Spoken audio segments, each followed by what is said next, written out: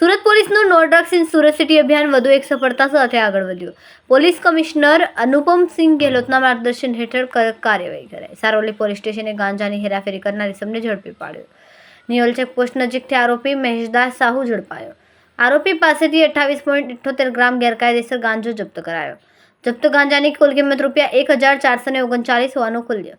Mobile phone સહિત કુલ ₹11,439નો મુદ્દામાલ કબજે કરાયો. ગાંજો પૂરું પાડનાર છત્તીસગઢનો અજાણ્યો ઇસમ વોન્ટેડ જાહેર કરાયો. NDPS એક્ટ હેઠળ ગુનો નોંધાઈને કાયદેસરની કાર્યવાહી થઈ. સુરતમાં નશા સામે પોલીસનો વધુ એક મોટો પ્રહાર. કેમેરામેન સેન્ડલ વિરાણી સાથે વિશાલ છેઠા, માનવ પ્રભા ન્યૂઝ, સુરત. અમારા વિડીયોની નવી અપડેટ મેળવવા માટે સબસ્ક્રાઇબ કરો માનવ પ્રભા ન્યૂઝ ચેનલને. બેલ આઇકન ક્લિક કરો લેટેસ્ટ વિડીયો સૌથી પહેલા મેળવવા માટે.